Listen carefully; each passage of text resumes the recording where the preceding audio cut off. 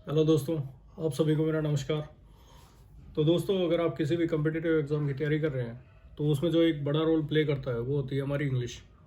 English की अगर किसी भी स्टेट लेवल का एग्ज़ाम हो चाहे सेंटर का एग्ज़ाम हो, उसके अंदर इंग्लिश बड़ा रोल प्ले करती है। जैसे कि अगर बात करें एसएससी सीजीएल की या एसएससी सीपीओ की, जिन दोनों एग्ज़ाम्स के अंदर प्री के अंदर इंग्लिश आती है 50 नंबर की, और वहीं अगर बात करें मेंस की, मेंस के अंदर ये 200 नंबर की इंग्लिश आती है।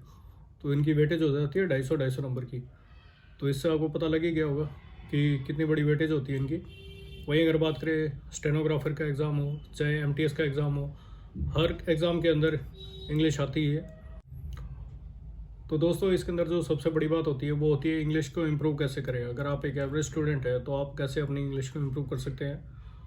और काफ़ी सारे दोस्तों को दिक्कत इसलिए होती है क्योंकि काफ़ी दोस्त जो बैकग्राउंड जिनका हिंदी होता है उनको इंग्लिश कवर करने में थोड़ी दिक्कत होती है। इसके अंदर 3 पोर्शन होते हैं। एक होता है आपका वोकैब, दूसरा होती है आपकी ग्रामर, और तीसरा होता है आपका कॉम्प्रिहेंशन। जिनको ये अच्छे से आता है वो ईज़िली अच्छे मार्क्स ला सकते हैं। तो दोस्तों, अगर इंग्लिश की तैयारी करते टाइम आपकी ग्रामर वीक है तो आप कैसे इंप्रूव कर सकते हैं इंग्लिश के लिए। इंग्लिश के लिए जो बुक आती है, सबसे मेन जो बुक है ग्रामर इंप्रूव करने के लिए, वो है ये इंग्लिश के प्लिंथ टू पैरामाउंट, जो कि नीतू सिंह मैडम की है। इंग्लिश के अंदर ये सबसे बेस्ट बुक है अगर आपको ग्रामर इंप्रूव करनी है। और इसके अंदर हिंदी वाले भाइयों को भी कोई दिक्कत नहीं होगी, क्योंकि जो इसके अंदर एक्सप्लेनेशन दे रखा है वो मैक्सिमम आपको हिंदी में ही दे रखा है। हिंदी इंग्लिश यानी इंग्लिश में दे रखा है। आप इजीली इसे समझ सकते हैं और ज़्यादा से ज़्यादा प्रैक्टिस करके अपनी ग्रामर को इम्प्रूव कर सकते हैं। चाहे आप स्टार्टिंग से देख लीजिए, और लास्ट में थोड़ा बहुत वोकैब का पार्ट दे रखा है इसके अंदर, वो भी आप यहीं से इम्प्रूव कर सकते हैं। और इसके अलावा वोकैब के लिए मैं आपको एक और बुक सजेस्ट करूंगा। दोस्तों, वोकैब क्या होती है? वोकैब के अंदर हमें रूट वर्ड पकड़ना होता है, यानी कि उसका बेस क्या है, किस वर्ड से वो बन रहा है। तो दोस्तों, रूट वर्ड कहाँ काम आते हैं? अब जैसे अगर बात करें कार्डियोलॉजी, अगर आप किसके रूट से पढ़ेंगे तो कार्डियो का मतलब होता है हार्ट से रिलेटेड, और लॉजी का मतलब होता है साइंस, यानी कि कार्डियोलॉजी का मतलब हो गया science that deals with hearts. ये मतलब होता है इसका कार्डियोलॉजी का। ऐसे ही हमें रूट वर्ड पकड़ने होते हैं। तो उसके लिए जो बेस्ट बुक है वो एक नॉर्मल लेवल्स की बुक आती है, वर्ड पावर मेड इजी, जिसके अंदर आपको स्टार्टिंग से ही बिल्कुल एंड तक हर रूट वर्ड दिया हुआ है। उसके बिहाफ पे एक ही रूट वर्ड से कितने एग्जाम्पल बन जाते हैं आप सोच भी नहीं सकते।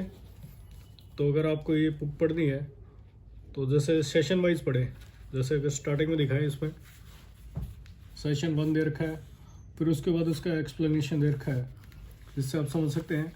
ऐसे ही एक एक करके एक बार में एक ही सेशन पढ़ें और उसको डेली रिवाइज करें, और धीरे धीरे आपकी इंग्लिश काफ़ी ज़्यादा इंप्रूव हो जाएगी, आप जैसे ही देखेंगे थोड़े दिन बाद। तो दोस्तों, ऐसे ही एक दूसरे वर्ड की बात करते हैं, जैसे गायनकोलॉजिस्ट होता है।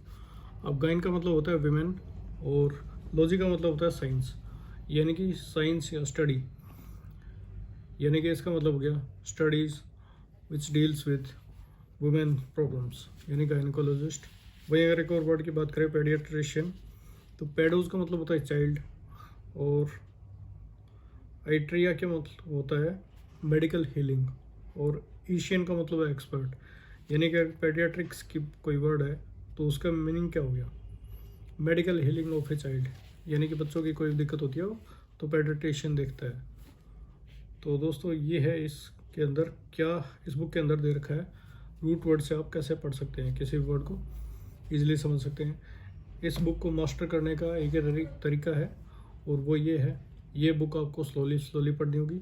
जब आप एक बार में पढ़े तो एक ही सेशन को पढ़ें और धीरे धीरे उसको रिवाइज़ करें। अगर आप सेकंड सेशन पढ़ते हैं तो पहले को हमेशा रिवाइज़ करें, उसके बाद ही सेकंड से जाएं, क्योंकि वो इंटरलिंक होंगे। और धीरे धीरे ऐसे ऐसे आप इसको बुक को जितना स्लोली कवर करेंगे और जितना रिवीजन के साथ कवर करेंगे उतनी ही अच्छी आपकी बुक ऐप हो जाएगी। और दोस्तों, इसके बाद जो आपका तीसरा पोर्शन आता है वो होता है कॉम्प्रिहेंशन का। कॉम्प्रिहेंशन का दोस्तों सबसे बेस्ट चीज़ होती है वो होती है न्यूज़पेपर कॉम्प्रिहेंशन के लिए। तो दोस्तों, अगर बात करें न्यूज़पेपर की, तो आप हफ्ते में एक दिन न्यूज़पेपर लीजिए द हिंदू का, और उसको डेली पढ़िए, एक एक दो दो पेज पूरे एक वीक में ख़त्म कीजिए। और इसके अलावा अगर आपका इंग्लिश में ज़्यादा इंटरेस्ट नहीं बनता है तो आप हिंदी का न्यूज़पेपर लीजिए, उससे आपको करंट पढ़ते रहिए। बाकी कॉम्प्रिहेंशन के लिए आप सबसे बेस्ट है आप न्यूज़पेपर पढ़ते रहें, इससे आपकी रीडिंग कैपेबिलिटी बढ़ती है।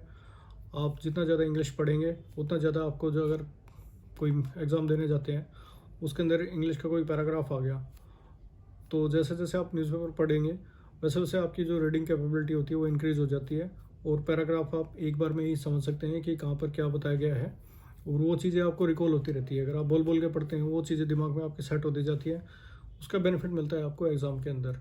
जो आप पैसेज पढ़ते हैं तो आपको एक बार में ही पूरा पैसेज समझ में आ जाता है और आपको पता होता है कहाँ पर कौन सा पॉइंट है। और न्यूज़पेपर पढ़ने का फ़ायदा ये होता है, इससे आपकी करंट की जो नॉलेज होती है वो इंक्रीज़ होती रहती है, और यही फ़ायदा होता है।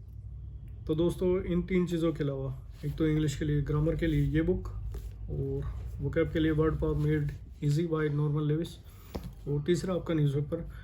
इन 3 चीज़ों के अलावा अगर आपको इंग्लिश इंप्रूव करनी है तो प्रीवियस ईयर के जितने भी एग्ज़ाम हैं उनको करके देखिए, आपको बहुत ज़्यादा बेनिफिट मिलेगा, आपको पता लगेगा। ये मैं गारंटीड बोलता हूँ, ये मैं गारंटी देता हूँ कि आपको 1 महीने में बहुत ज़्यादा बेनिफिट मिलता है इससे। दोस्तों, इन चीज़ों को करके देखिए, 3 चीज़ें ये, ग्रामर, वोकैब और साथ में न्यूज़पेपर, और फिर एक बार प्रीवियस ईयर के एग्ज़ाम देके देखिए।